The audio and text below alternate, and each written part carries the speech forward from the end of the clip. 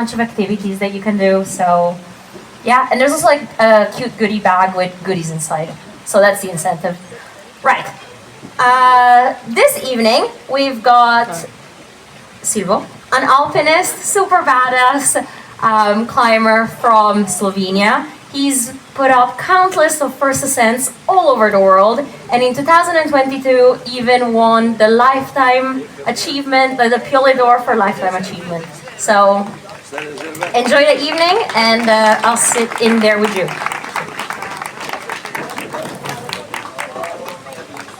Good evening to everyone. Thank you very much for introducing. I'm very proud to be here. I never have a lecture under the cliffs. This is my first time, right under the rocks. My presentation, the title is Light and Fast. What means this in climbing? I go from the beginning, from the classic style of climbing to the nowadays, and we came to the time that we climb fast and light. That means you have less equipment and you are much faster with the climbing. It's like a driving car. On the beginning you drive slow, and after you get some experience you can drive faster.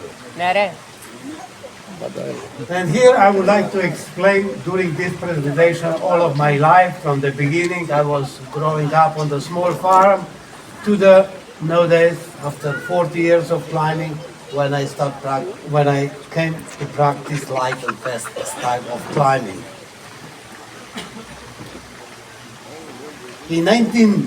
I was born in 1960, and then in 1976, the young priests come to our village and bring our young generation. That time I was 16 years old. I was 16 years old to the mountains, and not only for the normal to the mountains. We are walking to the mountains during that night. In the morning we are on the top of Triglav, the highest mountain in Slovenia. This was the best introduction from the beginning of my climbing career. And after this ascent, we go a couple of times more to the mountains, and then I find myself that I like so much climbing, mountaineering, and I joined the mountain course, which was very close to my home. And then I was going through this mountaineering course. That time was like this. That time we were part of Yugoslavia, and the system was like this, that if you join a mountain club, that you have everything's free, also a climbing course. And after, when you did the climbing course, you teach also younger generation. That was really nice system. And then, now in the beginning, I will explain some things that was very important on my career. That time it was obligatory army course. And this was really good one, because most of the young generation that time paid to go to the mountain course, to the army course, because you spend 15 months there almost for nothing, you know. And I find myself there that I could possibly to train there, you know, because in the morning time we have this army course, and then the rest of the day I was trained a lot. And that time was so many other athletes also in the army, and I was start running that time. And this was also really good base for me for the future progress in climbing and mountaineering. And then we find each other. We call it Three Musketeers.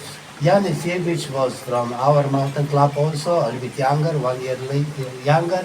And Franček Nes was the other part of Slovenia, was 5 years older.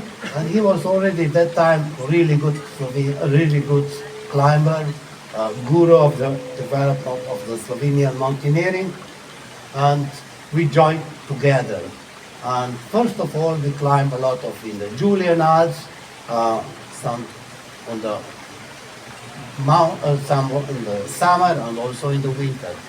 And then the second very important thing for my career in the beginning was that I was coming to the United States.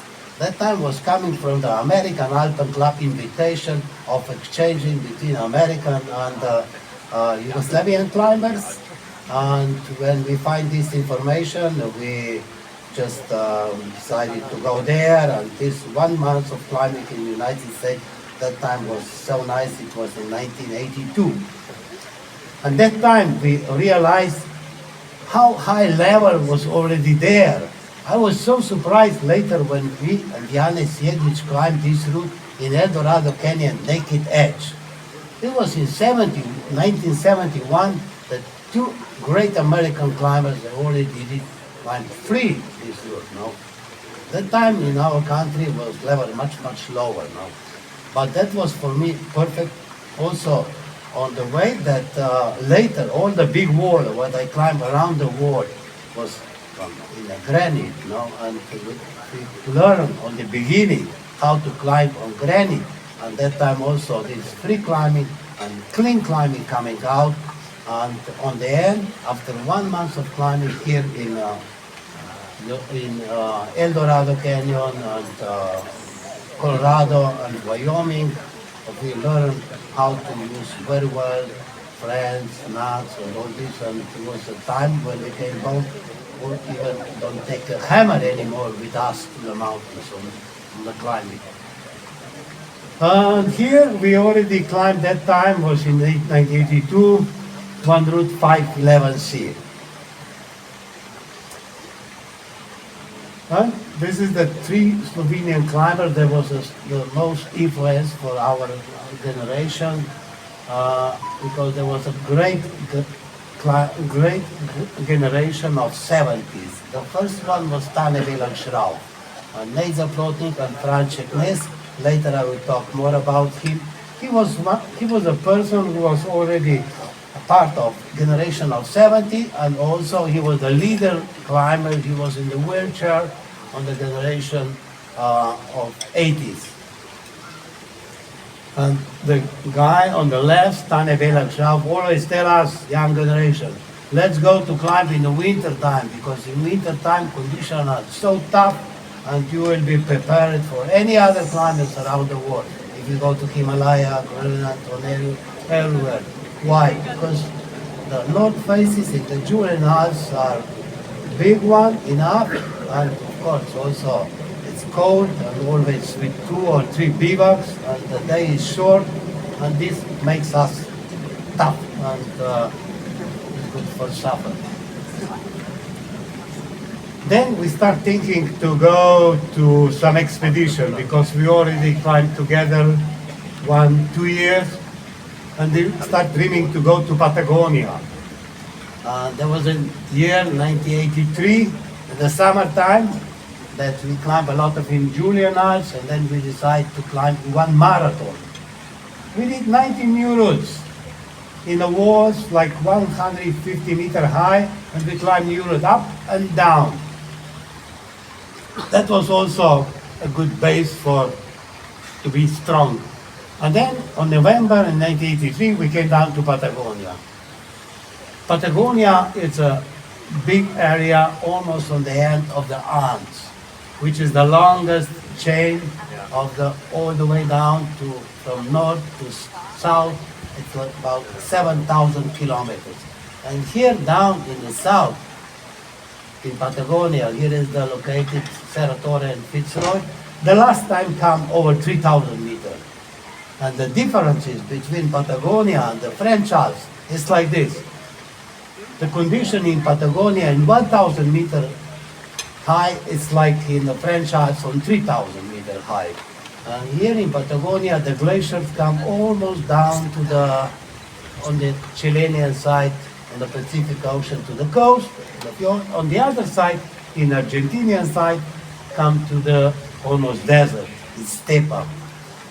And that's why it's also very bad weather in Patagonia. When we came to Patagonia, there was no weather forecast there.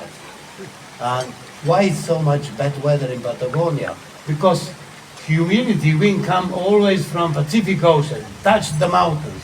It's 100 kilometers from here to the chain of the top of the summit, and on the other side, it's 500 kilometers only like a desert. And these two different climates influence a lot about the weather in Patagonia. The weather forecast to Patagonia came in 2005. I will tell later about this. That time in Patagonia, now is big city down, call it El Chalten. That time was only grass all around. And we were very lucky that time when we came to the base, Argentinian army was there and they helped us bringing all the equipment through the river and also to the base camp, which is in Patagonia very low. The base camp in Patagonia is on the end of the forest, which is like 500, 600 meters high. And from there to the base of the wall, it's 5, 6, 7 hours, depends which project you will decide to go. And we decide to go like this. Bring everything from the base camp, what we need for climbing, to the snow cave, where we have advanced camp. And then we start climbing here in Fitzroy, a new route with expedition style. Means we have a fixed rope, we climb maybe 5, 6 pitches in a day, put a fixed rope coming down, sleeping under the wall in a snow cave, and then next day continue. That was the only way to go this because there was no weather forecast, and sometimes we also climbed in the bad weather, but then we decide if we climb only one pitch in like this condition was so tight and there was not any good progress, and we decide sometimes to go down and waiting a little bit better weather. And after 1 month we climb a new route. Our first route in Patagonia is going here, and here we connect the route when Italian climber Renato Cadorotto opened in 1978, really nice route, Goreta Pilar. But once we were on the top of our route on Fitzroy, our first new route in Patagonia, we are looking on the other side. We find Cerro Torre. Somebody wrote about Cerro Torre, the summit looks like almost open champagne bottle. Why? Because on the top of the summit, it's a big snow ice mushroom. This ice mushroom formed these strong winds when they're coming from the Pacific Ocean. They were always humidity, and just bring it together, ice and snow and everything, and this mushroom getting bigger and bigger. And most of the climbers, they have problem to come right to the summit, because if all the other is rock, but the last overhanging mushroom was always the hardest thing to reach really to the summit. About mountaineering, for me, alpinism was always very simple. I was always gave more importance to practice than theory and philosophy, because more you are rich with practice, better you are decided or make a decision when you come to a difficult situation. Once you are in difficult and serious situation, only count how much time you already been in this situation, and you will make a right decision. If you have a lot of theory, this doesn't make sense. Here we already start thinking to go to Patagonia. This time not only 3 of us, me and Janez and Franček, 6 climbers from Slovenia. And idea is to climb a new route on east face of Cerro Torre. And during the summer we start preparing, climbing a lot at home, and also here we repeat route in Grand Jura, call it Rolling Stone, that time was very famous route. And here I would like to present in short video how we trained that time. That time was not indoor wall, and we find some bridges, some old houses, and we just make a traverse to be enough strong on the fingers.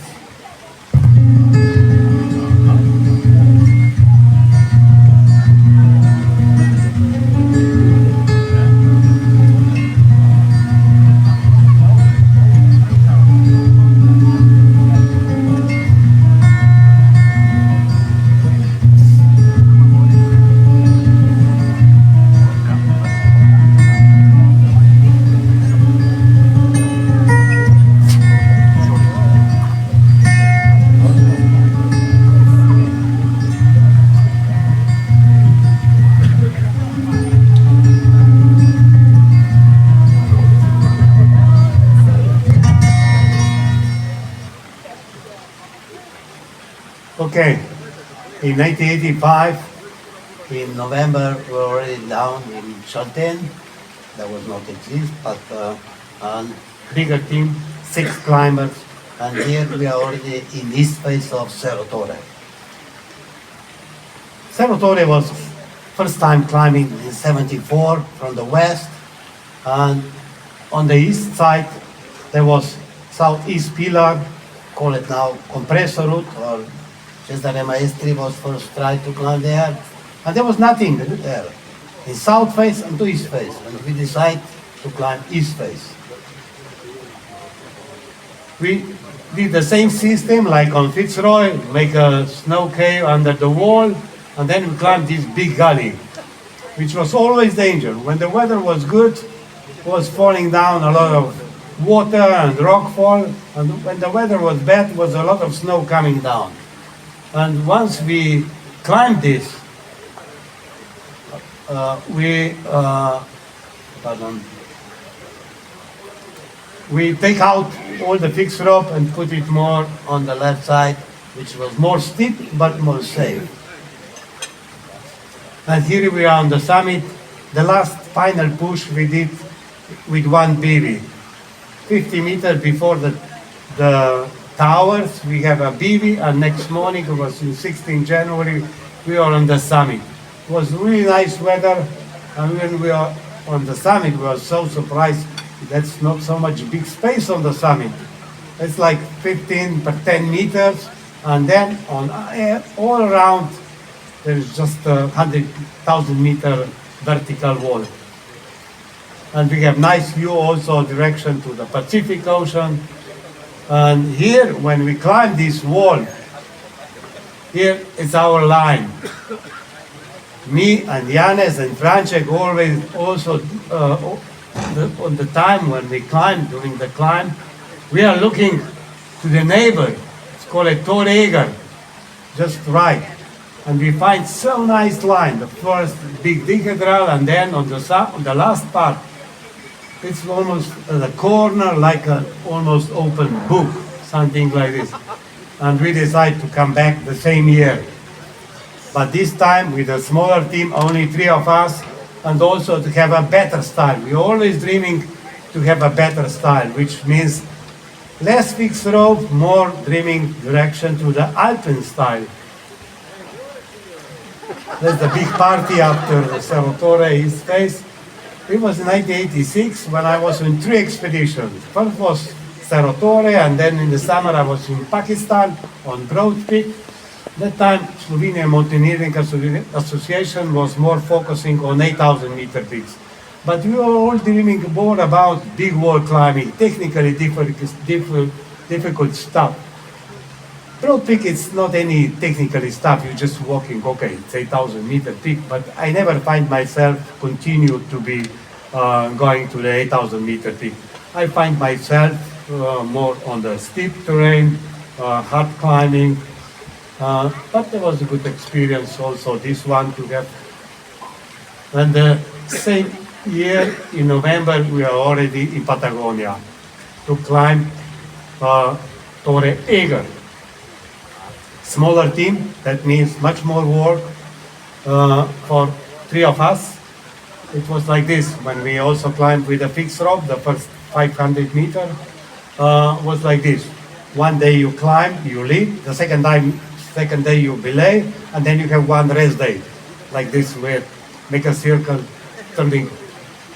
Once we go through the first really steep terrain, we decide, okay, let's 400 or 450 meter fixed rope, and from there all the way to the summit in one push.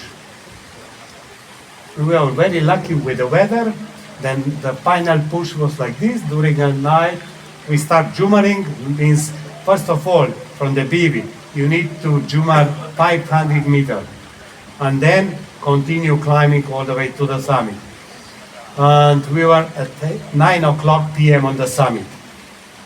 And on the backside are Cerro Torre, when we were on the summit just 9 months ago. And it's 150 meters higher. And here is our two new routes, as I explained before. Cerro Torre east face and Torregar southeast face. We call it this new route psycho-vertical. And the time when we climbed psycho-vertical, there was 3 Italians already tried to climb south face of Cerro Torre, which is the huge, really big one. The biggest one because they start lower than east face. And after 2 months of trying, they decide they will not go anymore, they will not try anymore because they lost equipment. They have the same system like we have. Under the wall, they have a snow cave, and then avalanche was coming and they lost all the equipment and they decide not to coming back anymore. On the way home, we start thinking to go. And Franček immediately say, I will not able to go because next year I need to go on expedition to Nameless Tower with his Alpen Club expedition. And me and Janez decide, okay, let's do ourselves, just 2 of us with this huge wall. It was in November in 1987. We came down for this trip, not alone. Janez came with a genius idea because that year he was married and he decided, okay, let's combine together honeymoon and also expedition. That means we travel 3. Elena, his wife, was also coming down with us. But after 1 month, she left, she gone home, because he was more with me than with her, because expedition was on the first plot. But also we have very bad weather, a short window of good weather, and finally this south face take us 3 months. Same system, all the equipment we need to bring to the base. The approach for the south face was the longest one and the most dangerous. And from here we start fixing rope, coming down, fixing rope, and coming down and bringing equipment. That was really, really hard work. Climbing big wall is not only climbing, there's a lot of other things more that you need to do. Organize everything, bring everything to the base, carry everything up to the wall, and then also climbing, and maybe it's 30% total. This is the final push. We did the same like on Torre Eger, and here we have a plan to climb all the way to the summit. But Cerro Torre and summit is like a bottom now. When you are closer to the summit, that is thinner and thinner now. And there was not so much option to climb a new route. And also, when we are on the final push, the weather was really bad, and there was only option to do a traverse just about the wall, going to the southeast ridge where is going a classic route. Here is our red line, is our route. On the blue, it's southeast, call it compressor route. With this climb, in 80s, we finish and we cannot find anything harder to climb on this style. We're thinking to do a step further to go in better style. After almost 10 years partnership together with Janez Jeglic and Franček Nes, we decided with Janez to go to Himalaya, Garhwal Himalaya in India. This time with a different style. No more with a fixed rope, in Alpine style. What means Alpine style? Bring everything with you to the wall and carry, sleeping on the wall, come to the summit and come descending to the other side. That's the west face of Bhagirathi tree. Before us, here was existing only 2 routes. On the right side, there's Scottish route. On the left side, there is nice route they opened Spanish climbers. And the wall was untouchable. Nobody tried here. And our idea was to climb right in the middle, new route in Alpine style. In 2nd September in 1990, we start. We have a portal edge also like a hammock that you have a chance to sleep, because there was no any ledges to sleep on the wall. That means we have food and all the climbing equipment. And also, when was the last snow, we need to carry extra bag to bring a snow to melt for water, no? Because we couldn't possible to carry water for 5 days. We have a plan to climb this in 8 days, no? We calculate for 8 days. And then we have first BV. Here we take extra bag with the snow and carrying this. And we were lucky that the first day and the second half was the weather good. And then start snowing. But we were lucky, we were on the vertical and overhanging wall and that touch us, because also about us there was a head wall that was overhanging. And it is the fourth BV. No, the third BV. Here we come under this head wall, and here we realized that we could not possible to climb straight up because the rock was really shitty. It was like a cone and everything was break. And here we decide if we want to come out from the wall, we need to climb slowly right. And here also we decide to be lighter. We decide to leave a portalage in this BV place because we are thinking we will come out to the wall and we had the other BV without this portalage. But we came to the summit, we came out from the wall, but we couldn't continue because there was so danger. There was a lot of fresh snow and there was a danger for the avalanches. And we decided to go a little bit more inside to the wall to be protected from the avalanches. And we have a very chilly BV. It was really cold and our sleeping bag was already wet. And next morning we continue to the summit. And we were very lucky once we came to the summit that sky was open a little bit. We could see on the other side when we need to go down was Vasuki Parbat Glacier. And this was really nice, it was open, that we find where to go down. But soon after the weather was continue bad and we descending all the day, and late night we came down to the base camp. On the backside you could see Bhagirathi, how it looks with a lot of fresh snow. On like this condition we climbed. That means a round trip to the base of the wall, climb to the wall, making the stand down was 8 days. This was the biggest adventure for me and Yanis.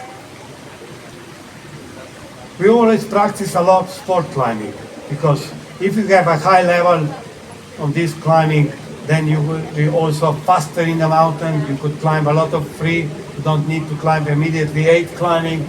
And once you have like this level, it was in 1989 that I climbed Preobrazba, which is maybe on 4th or 5th try. That means I have on this level quite good level, and also I run a lot. And with all this base, you start dreaming to go a step further, to climb something bigger one, more climb in a day. And I come with the idea to climb 3 brick walls in the Julian Alps in 1 day. What is the hardest thing? To change your mind, no? Because always you have a problem in your mind. They always block you. And once you do this, then the rest of the thing is not difficult. Early in the morning, I start climbing north face of Triglav. There's one route here. It's 1,000 meters high, like 6 plus, something like this, and then descend down by another route, which is 4 grade. Take a car, go to the other valley, climb another one. It's 800 meters high. Make a traverse, descending down another 500 meter wall. Looks like now I'm just counting a sand, no? But all this climb makes me an open mind to thinking for the future, to make step further in progress. Once I realized here that I could climb this in 12 hours and also make a descent. Normally, it's a good descent if you climb one routine a day. But once you did this, I'm drinking more and looking further. And all of my climbing career was like this. I always climb something harder or do something like this, and then I go and transfer this to the big wall. Yosemite was a playground. You must go there. If you don't climb there you learn a lot how to climb. And also 8 climbing. Now, not so many climbers prefer to climb 8, but 8 climbing is good. Why? Because you put so many protection. If you climb 1,000 meter high wall, for example, a difficult like what we climb here, Wyoming Ship Range, every meter you must to put protection, that you are so well with the protection, which is also help you later when you climb free. You immediately put the right threads, right chalk, right stoppers. We did this in 5 days. And also speed climbing. There was in Yosemite was a playground for the speed climbing. Somebody will thinking, okay, alpinism is not sport. For me, it was sport because I was training always, and I was also ambitious. And if you want to go this direction, you must to train. And here I come with the idea to climb fast the Salate wall. Nobody climbs Salate wall in 2 days. If you climb in 1 day or in 3 days. If you're standing, calculating for 3 days, you need to drink a lot of water and everything, so to carry this take you time. If you decide to climb in 1 day, we just bring 6 liters of water. Water is very important. If you don't have water, you will not able to cook. And also here we decide to go like this. We couldn't exchange every pitch. I was leading first 21 pitches to El Cap Spire, and then Anshan lead. I was here, I would forget to say, here I was with a Swiss friend, Aishan Group, really good climber. And after 10 hours and 20 minutes, we were at the summit.